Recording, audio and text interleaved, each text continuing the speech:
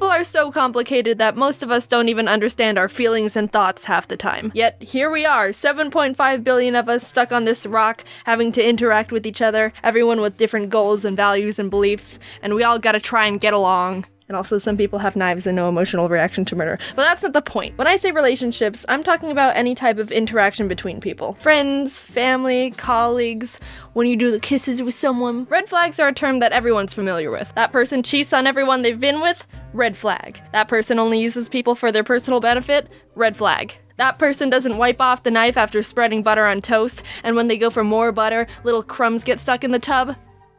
Red flag! But what about red flags that only start revealing themselves once you've built trust with someone and have a connection with? When your opinion of someone is positive, those flags can start being overlooked, or you start saying, oh, but they're a good person. I trust them. Oh, I mean, they wouldn't want to hurt me on purpose. It's easy to rationalize warning signs of a bad relationship when you have a positive view of someone, but it doesn't mean that they're not there or should be ignored. They're still being a jerk. It's just complicated by your history together. I think the majority of people tend to be too nice or passive or overly understanding. It's really common and easy to do. Because of that, toxic relationships are much more prevalent than you'd realize, and it can be difficult to know what to look for. There's a chance you're in a hurtful relationship right now and don't even realize it. The term manipulation gets thrown around a lot, and because of that, I think a lot of people would feel they would be able to identify manipulation if it happened to themselves. But it's not as easy as, Chad and Sally are dating. Sally wants to go out with friends. Chad forces Sally to stay home with him. Chad's a manipulator! Yeah, that's actually a super common manipulative situation. But the way manipulation works is that it builds up slowly over time and is almost entirely emotional. Chad might instead start isolating Sally from her friends by nitpicking things he doesn't like about an individual person at a time. I don't like how Nick talks to a lot of girls. That's kind of weird. Don't you think Dawn drinks too much? That's not too responsible of her. Little implants like that can make Sally view her friends not as highly one by one and start trusting Chad more. A few months of this go by and Sally's not hanging out with any of her friends anymore and Chad successfully isolated her, which means he has much more control over her thoughts and emotions. You still might think that's easy to see through, and some people are better at picking up on warning flags than others. I think it's important to keep in mind that everything in real life is much more humanized than when we talk about them. For example, we're raised to believe that drugs are awful. It's pretty much brainwashed into us. You're at a party, the lights are blaring, and someone comes up to you and goes, "Hey kid, wanna do a drug?" Time slows down, the cigarette is glowing with evil energy. You look up, and all of a sudden they've grown horns and fangs, and oh my god, it's Satan! No, that's not what happens. Realistically, you'd be at a small get-together with close friends. You've had a nice night with them so far, laughing and having a good time just like normal. One of them just takes out a little sandwich baggie and is like, "Hey, I've got Coke." There's no time slow-mo or sirens. It's a completely normal feeling situation and all of a sudden your brain is confused. Drugs are bad, but this is my friend. We've known each other since 5th grade. He's just a normal dude. He's not bad. Are my other friends gonna do it? Your brain thinks of any excuse it can to rationalize behavior from people you trust or think highly of, which applies to relationships. It can be difficult, but you need to define how people should treat you and respect yourself enough to not let people maneuver you into bad situations. Emotionally abusive and manipulative relationships are super frickin' common, and it's tricky because they jostle with your head feels and can make you feel like a squashed fly on a window. Stuck, powerless, sad, if fly corpses even feel sad. I mean, I guess they're just dead. Emotional blackmail is a way to control or manipulate someone by using guilt, fear, and obligation against them. Is someone passive-aggressive, overly controlling? Do they use threats like, "Do this or I'll hurt you," or even, "Do this or I'll hurt myself"?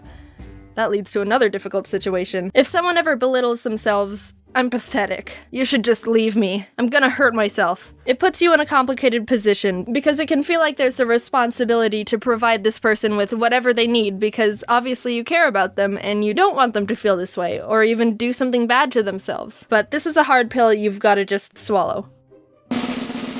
You are not personally responsible for anyone's happiness. But they've got really bad self-esteem, and I'm worried that not responsible for anyone's happiness. But they're really depressed and can't help it, so I feel like if I just not responsible for anyone's happiness. But I'm Santa Claus.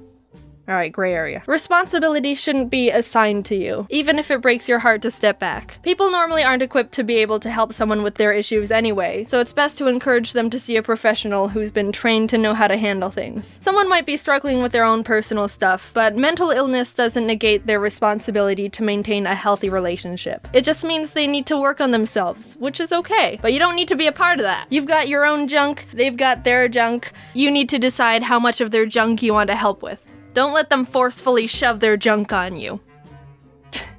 I like to imagine I'm my own little ecosystem and I do my best to maintain it every day. If there's a person or a relationship I have that just feels like pollution in any way, maybe it started off well but slowly started feeling damaging, then I've got to just step back and ask myself if I need to kick them off my planet. It sounds harsh at first, but you really can't drop your responsibility to maintain your ecosystem in hopes to improve someone else's. Who's gonna watch your ecosystem? No one. Because that's your responsibility. Communication is the most important way to know if you can work on fixing the relationship or need to cut it. Hey dude, can you stop dumping toxic waste into my ocean? You've been doing it for a while and all my cute little dolphins are dying. Oh geez, I didn't even realize I was hurting them. I'm sorry. What can I do to be better? Not only have you communicated that there's a problem, but the person takes full responsibility and is willing to work on getting better. But if they say, look, how was I supposed to know? I was just trying to help. Why are you being so sensitive? That's toxic as shit! Shifting blame, gaslighting, guilt tripping. Catch this deportation. Let them know how they're affecting you, set boundaries on how much you can give, and make sure you both have your own support systems so you don't have to just rely on each other. If things don't change, look at your behaviors as well. Do you feel like you need to justify or explain their actions too much? Do other people you trust not like them? People can get stuck accidentally blaming themselves or over-rationalizing things that are just not right in the first place. And don't forget that you can also be doing things wrong too. Self-reflect a bit. Verbalize your feelings. Ask yourself, am I being an asshole? Why are you doing things? Out of spite? Anger? Jealousy? It's tough to admit your faults, but it's more important to be 100% real and brutally honest with yourself if you're gonna maintain a 100% real relationship. People who manipulate most often don't realize they're being manipulative. No one wakes up and is like, haha, I'm gonna be super manipulative today. Think about your contributions to your relationships and how they affect things. It's okay to admit when you've messed up. It's more messed up to turn a blind eye and keep being a jerk. It takes a lot to break off any sort of relationship because it can feel like a defeat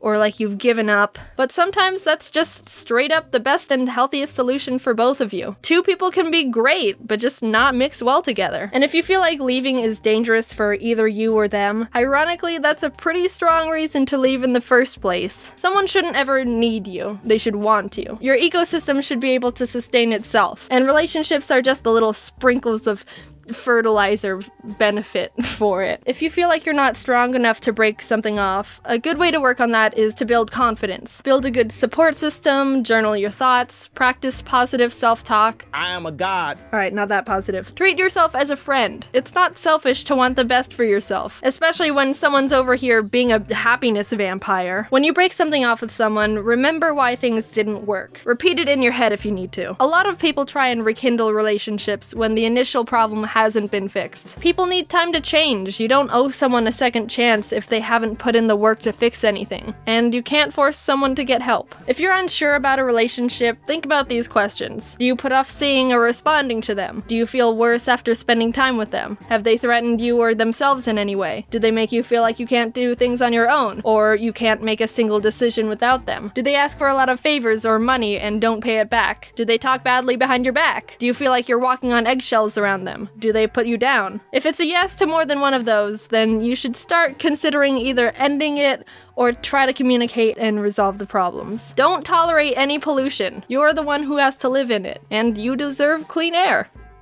Big thanks to my friend Katie Morton for helping me out with writing this video. I wanted to make sure I didn't say anything inaccurate, and she's a licensed specialist with this type of stuff, and I trust her a lot. Of course, I hope you're able to take this advice and interpret it to situations in your own way. If you want to put a lot of energy into trying to help or be there for someone, that's completely fine. I just want people to know it's okay to think about yourself as well in situations. I've met and am friends with so many great people who have tried to help someone they care about, but it ended up being too much and starts dragging them down too. Like, once you start talking to people about it, it's like, holy crap, Literally everyone's gone through something like this, and it's so easily preventable if you know what to look for. Anyway, thanks for watching. Hope this helps someone out there. You're great. Talk to you later. Bye. Ari says bye too.